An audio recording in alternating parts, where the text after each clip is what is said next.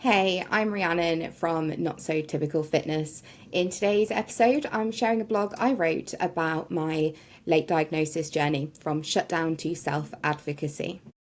It was a night in December. I was in London at my work's Christmas party, and everyone around me was laughing, drinking, and they were winning awards. But I couldn't speak. I couldn't even move. That night was the moment that changed everything. The night I experienced my first autistic shutdown. Up until then, I'd always been anxious in social settings, but I had coped. I had spoken at conferences, presented to hundreds of people, worked in fast-paced environments, so anxiety was familiar to me, but this was different.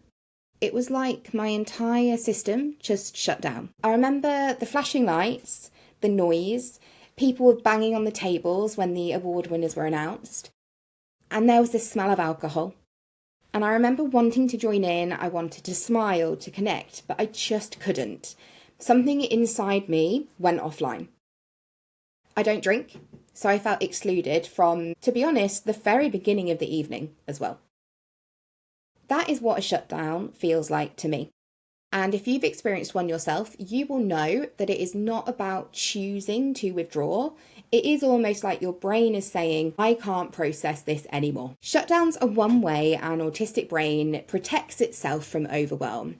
So when sensory input, social pressure, or emotional intensity gets too high, your body essentially goes into survival mode. For some people, that means going into a meltdown, so an external, visible expression of distress. For others, and like me, it's a shutdown. That's more like an internal collapse. When that happens, and in that moment, you can't speak, think, or act normally, you just need the world to stop. Essentially, it is your brain saying, enough, done. Understanding that has been one of the most validating parts of my diagnosis journey. Because for years, I labelled myself as overreacting, being too sensitive or too awkward. Learning the truth and that my brain was doing exactly what it needed to do to survive an environment just not designed for it, helped me to learn to be kinder to myself. When I got home that night, I couldn't shake the question, why did that happen? I had never experienced that before. I'd never shut down, not like that. So I did what most of us do when we have ADHD and autism or autistic tendencies. I hyper-focused. I read everything I could find on autism in women, and I fell into different forums, articles, videos, and for the first time, everything started to make sense. The sensory overwhelm, the burnout cycles, social exhaustion, this lifelong feeling of not fitting in, it wasn't random quirks. They were part of a pattern I had never had the language for. That is when I first considered pursuing an autism diagnosis. I went to my GP, full of research. I had notes, examples, because when you realise that you might be neurodivergent, let me tell you, you go on a hell of a deep dive. It is the deep dive of deep dives. I was prepared and I thought, finally, I'm going to get some clarity. But I was told there's nowhere to refer you to. No local service, no waiting list, no pathway, just nothing. It was after COVID and UK diagnostic services in the NHS, the National Health Service, were overwhelmed. But still, hearing there's nowhere for you to go felt like hitting a brick wall. I remember sitting there, holding all this new understanding of myself and being told there wasn't anywhere further to go. That's when I realised something crucial. Receiving a diagnosis is a privilege. The thing is that being diagnosed as autistic or having ADHD doesn't change whether you are actually neurodivergent. But what it does do, though, it allows you to be recognised, supported, and protected within systems. So when you don't have access to diagnostic services to even start that process, you will be left navigating a world that expects you to fit in without ever understanding why you can't. It means you miss out on accommodations, on compassion, and the validation that comes with finally having a name for your experiences. And that can make surviving, let alone thriving, so much harder. That is why I consider a diagnosis to be a privilege. The doctor I saw was really supportive. He gave me 2 questionnaires to fill in. One was for autism and one was for ADHD. At the time, I hadn't researched ADHD at all. I thought ADHD meant hyperactive children, mostly boys, at school who couldn't sit still. But regardless, me and my wife sat down to fill out both of these questionnaires because the doctor suggested that it might be worthwhile considering ADHD as well. Halfway through filling out the questionnaires, we both looked at each other like, turns out ADHD isn't always what we're taught it is, especially in women. ADHD can also be distraction, masked as daydreaming, chaos hidden behind high achievement, and emotional intensity, often disguised as being too sensitive. And I ticked every box. I realised something. I'm not just autistic. I have ADHD too. And that was the start of understanding what it means to be diagnosed as ADHD, or autistic and ADHD combined. Right, so good time to say this. How do you say AUDHD? Because some people like to say ADHD, which I find a little bit odd, like for myself.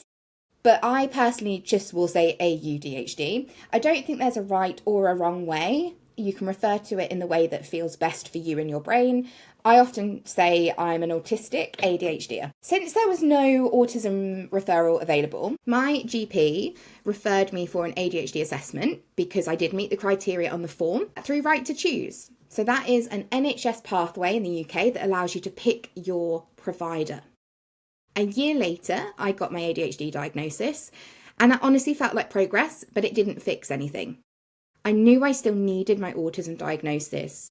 It wasn't just for personal validation, but for protection at work.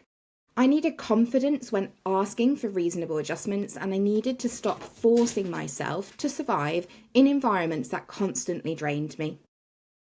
Something else I couldn't ignore is that once my ADHD was medicated, my autistic traits got so much more intense. That led me to look at private options, and it wasn't cheap and it wasn't quick, but I was lucky enough to be able to afford it, and after a year and a half, I finally got my formal autism diagnosis. That day changed everything for me. Yet, at the same time, it changed nothing. When you get diagnosed later in life, you expect to feel a sense of relief, and you do, but what no one prepares you for is the grief. Grief for the child that you were, the one who struggled silently, punished for traits that were actually symptoms. Grief for the teenager who masked so much she didn't even know who she was. Grief for the adult who burnt out over and over, blaming herself for being too much or not enough. It's a strange duality.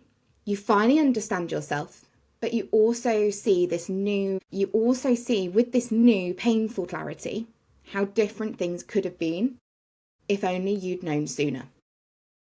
And after diagnosis grief is something that not enough people talk about. After my diagnosis, I had to unlearn years of masking and perfectionism. I had to figure out what authentic me actually looked like without the people-pleasing, the overcompensating, and trust me, that is not easy. My autism and ADHD diagnosis gave me permission to be me, to realise who I am really. It took time, and even today, 3 years later, this journey is still ongoing. Of course it is. Unmasking and discovering myself includes things like creating boundaries, saying no, asking for accommodations, and viewing my own sensory needs not as inconveniences, but as information. And finally, just reminding myself that self-advocacy is a form of self-respect. Don't get me wrong though, a diagnosis does not fix you. It isn't a magic fix that makes everything perfect, especially with autism, because there is no medication for it. There's no magic switch that suddenly makes the world more accommodating. Life doesn't suddenly get easier or more manageable. But what a diagnosis like this does give you is language. Language to explain your needs. Language to challenge inaccessible systems that exist everywhere, if you didn't know. And language to finally say, I'm not broken, I'm just different. And that's powerful. So if you are thinking about seeking a diagnosis, that might be how you found yourself listening to this podcast, whether formal or even self-diagnosed. I want you to know this. You are valid. Your experiences are real. And you deserve understanding and support, no matter what the paperwork says. If you've recognised parts of yourself in my story, here are some small practical steps to begin your own journey of self-advocacy. Document your experiences. Keep notes of situations when you struggle or feel sensory overwhelm, because patterns help you to recognise your own needs clearly. Research your rights. Look into the NHS right to choose pathway for ADHD or autism diagnoses or assessments. There are multiple providers that now accept referrals directly. Build your support network. Join neurodivergent communities online and find people who get it. It helps you realise that you are not alone, and you'll learn so much from shared experiences. Communicate your needs, whether at home, work, or in social settings. Practice explaining what helps and what doesn't. It's not complaining, it's self-preservation. Allow yourself to grieve, because it's okay to feel sad about the time that you lost without knowing. And grief is part of healing. Celebrate the clarity, because a diagnosis, whether self or formal, it's not the end of a journey. It's the beginning of living a life most aligned with who you truly are. Today, I wouldn't trade my diagnosis for anything. It gave me understanding, language, community, but most of all, it gave me permission to stop masking and to rest without guilt, to advocate for myself unapologetically. It took time, for sure, but I am so much happier now than I was. If you're on your own diagnosis journey, whether you're researching, waiting, or just beginning to suspect, please know this: you are not broken. You don't need fixing. You're just different, and that's actually okay. It's actually okay. And sometimes self-advocacy is the first step in building an environment that feels safe. And as I always say, show up, stay you, and keep speaking for the version of yourself who didn't yet know how. If you found this story helpful, you might also enjoy my other resources available on the Not So Typical Fitness website. So there's the Gym Basics Guide, which is for beginners, providing practical advice for getting started in the gym with confidence and self-compassion. There's the Ultimate Guide to Neurodivergent Fitness, which is a deep dive into how neurodivergent shapes the way we move, rest and train. And there's Sensory Friendly Fitness too, to discover how to create a gym environment that feels less overwhelming and more empowering. And if you want more, you can explore all of the Not So Typical guides in the Not So Typical Fitness Resource Hub on the website. Before I wrap up, I just want to go through a couple of frequently asked questions, I guess. Things I'm asked most often about autism, ADHD, and late diagnosis. And if you're at the beginning of your own journey, I hope that these can help you feel a little more informed and less alone. So what does an autistic shutdown feel like? An autistic shutdown can feel like your brain or body suddenly turns off. You might go quiet, freeze, struggle to speak or move. It's not a choice. It's your brain's way of protecting itself when it becomes overwhelmed by the sensory input or emotional intensity. Can you get an autism diagnosis as an adult in the UK? Yes, you can, but the waiting times can be very long. Many adults now use the NHS right to choose pathway, which allows you to select an approved provider for your assessment, and it can often be a faster and more accessible route to a diagnosis. What is ADHD? So ADHD, or AUDHD, is a term used when someone is both autistic and has ADHD. These two neurotypes often overlap and interact, making life more complex at times. But once understood, it can also bring incredible insight and self-awareness. Right, if you've made it this far, thank you for taking the time to listen to my story. I share it because I know how isolating this journey can be and can feel, but you're never truly alone. Whether you're seeking the answers, learning to self-advocate, or trying to understand yourself better, know that your experiences are valid and your voice matters.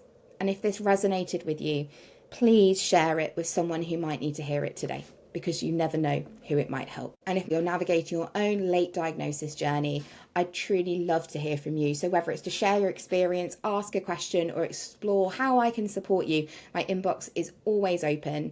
You can find all of my contact details on the website www.notsotypicalfitness.co.uk, and I'm also on various social media platforms as well. I'd love to connect.